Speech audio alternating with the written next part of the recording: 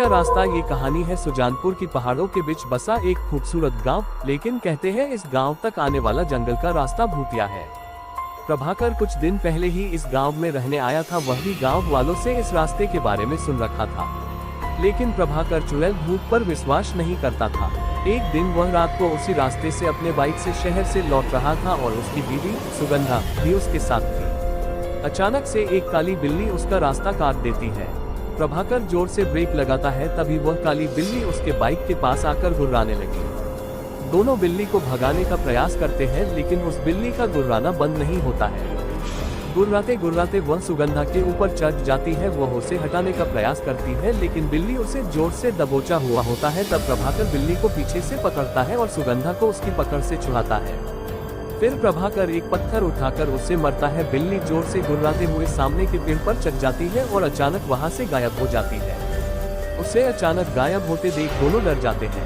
प्रभाकर, ये बिल्ली कहाँ गायब हो गई? सुगंधा, गांव वाले सही कहते हैं, ये रास्ता सच में भूतिया है। वो बिल्ली जरूर कोई भूत थी। प्रभाकर, तुम भी ना, जंगल का रास्ता है, यहाँ जंगली बिल्लियाँ और जानवर तो होते ही है। सुगंधा, खोटे होंगे, लेकिन वो किसी पर इस तरह हमला नहीं करते होंगे। चलो चलो अब जल्दी निकलो यहाँ से, कहीं फिर से कोई जानवर ना आ जाए। प्रभाकर ने बाइक स्टॉप किया, लेकिन जैसे ही बाइक की हेडलाइट जली उसे सड़क पर कई सारे गहने गिरे हुए दिखाई दिए और उसमें सोने के सिक्के भी थे। वह कुछ सोच पाता तभी उसे किसी औरत के रोने की आवाज आने लगी। सुगंधा, अब किसका इंतजार कर रहे हो? हम किसी मुसीबत में ना फंस जाए। वे दोनों घर लौट आए, लेकिन प्रभाकर के आंखों के सामने वो सोने के गहने और सिक्के अभी भी घूम रहे थे। वैसे तो प्रभाकर को किसी बात की कमी नहीं थी, लेकिन वो बहुत लालची था। वो उन गहनों को किसी तरह हासिल करना चाहता था। अगले दिन प्रभाकर अकेले ही बीज लेने के लिए शहर जा रहा था और सुगंधा की बातों को अनसुना करके बाइक स्टार्ट करके घर से निकल गया। थोड़ी देर बाद वह उसी भूतिया रास्ते पर पहुंच गया। दिन के समय भी वह रास्ता बिल्कुल सुनसान था। प्रभाकर अपनी बाइक से चला जा रहा था, तभी उसे रास्ते के किनारे पर एक सुंदर सी दुल्हन दिखाई दी जो रो रही थी। उसे समझ नहीं आ रहा था कि इस सुनसान रास्ते पर ये दुल्हन कहाँ से आई। वह उससे कुछ पूछता, तभी वह उसके पास आ गई और रोते हुए बोली, दुल्हन, भाई साहब देखिए ना, मैं रास्ता भूल गई हूँ, मुझे शहर जाना है, क्या आप मुझे शहर छोड़ देंगे? प्रभाकर, लेकिन तुम यहाँ कैसे आई? लोग कहते हैं कि ये रास्ता भूतिया है। तुम दुल्हन के कपड़ों में हो और लोग कहाँ हैं? दुल्हन, क्या बोलूं भाई साहब, मैं अपने पति के साथ कार से इस रास्ते से गुजर रही थी। अचानक एक काली बिल्ली ने हमारा रास्ता काट दिया और हम लोग रुक गए। मेरे पति ने कार रोकी, तभी उन्हें झाड़ियों के पीछे से किसी औरत के रोने की आवाज आई। वो वहां गए, तभी उनकी चीखने की आवाज आई। मैं दौड़कर वहां गई तो देखा वो वहां मरे पड़े हैं। प्रभाकर, तुम्हारा पति मर गया? दुल्हन, हाँ वो मर गए, उनकी लाश झाड़ियों के पीछे पड़ी है। आप प्लीज मेरी मदद करिए और मुझे शहर तक छोड़ दीजिए। बदले में मैं आपको ये सारे सोने के गहने के दूंगी और मेरे पास कुछ सोने के सिक्के भी है। सोने की बात सुनकर प्रभाकर की कान खड़े हो गए। वो तो इसी की तलाश में आया ही था। उसने उन सिक्कों को अपने हाथों में ले लिया, लेकिन जैसे ही उसने अपने हाथों में लिया, वह लड़की अब दुल्हन से चुड़ैल में बदल गई और जोर जोर से हंसने लगी और प्रभाकर धुएं में बदलने लगा। कुछ ही देर में प्रभाकर पूरी तरह से धुएं में बदल गया।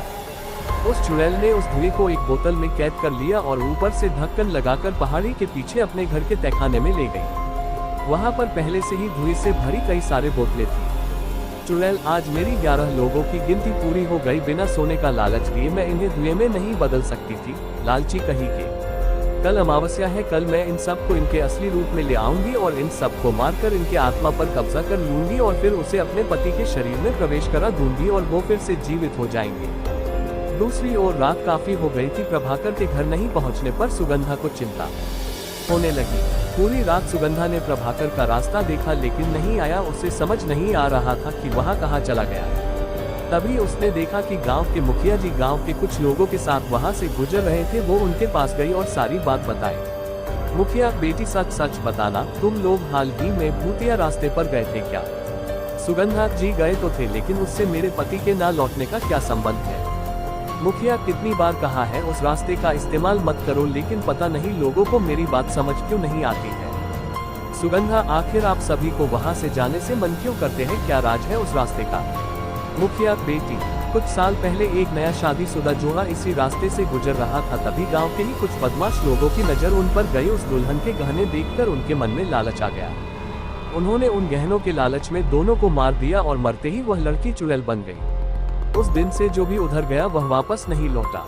सुगंधा, मैं वहां आज जाऊंगी और अपने पति को वापस लेकर आऊंगी। मुखिया, वहां से कोई नहीं लौटता बेटी, वहां जाना जानबूझकर मौत को गले लगाना है। लेकिन सुगंधा ने उनकी एक ना सुनी और मुखिया भी गांव के कुछ लोगों के साथ तांत्रिक को लेकर भूतिया सड़क वाले रास्ते पर पहुंचे। उनमें से कुछ लोगों ने अपने हाथ में मसाल भी ले रखी थी। जंगल के पास वाली पहाड़ी के पास से उन्हें मंत्र की आवाज सुनाई दी। वो सभी छिपकर देखने लगे। देखा कि वही चुड़ैल मंत्र पढ़ रही है। चुड़ैल थे, शैतानी ताक प्रकट हो, देख मैंने तुझे खुश करने के लिए इन सारे जीवित लोगों को धुएं में बदल दिया है। कुछ घंटे के बाद मैं इन्हें आजाद करूंगी और इन्हें एक एक करके मरूंगी। इनका खून तुझे पिलाऊंगी और फिर इनके आत्मा पर कब्जा कर अपने पति को जीवित करूंगी।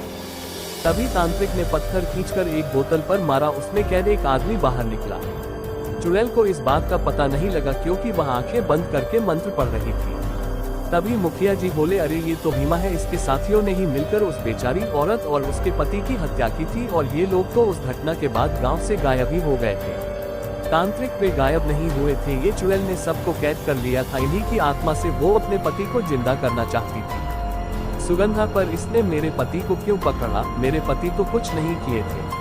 तांत्रिक, तेरा पति इन गुंडों की तरह लालची था, वो भी इसके गहनों के चक्कर में आ गया था। इसे अपने सिद्धि को पाने के लिए 11 लालची लोग चाहिए थे। 10 तो ये थे ही, लेकिन 11 की गिनती पूरी नहीं हो रही थी। लेकिन उस दिन जब तुम और तुम्हारा पति इस रास्ते से गुजर रहे थे तभी इसने जान लिया कि तेरे पति को लालच में फंसाया जा सकता है।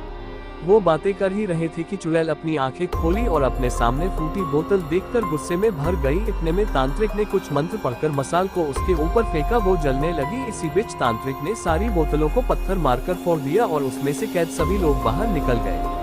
प्रभाकर भी उनमें से एक था। उसे देखकर सुगंधा रोने लगी। चुड़ैल, ये तूने ठीक नहीं किया तांत्रिक, इन लोगों ने मुझे और मेरे पति को मारा था, तुमने इन दुष्टों को आजाद करा दिया।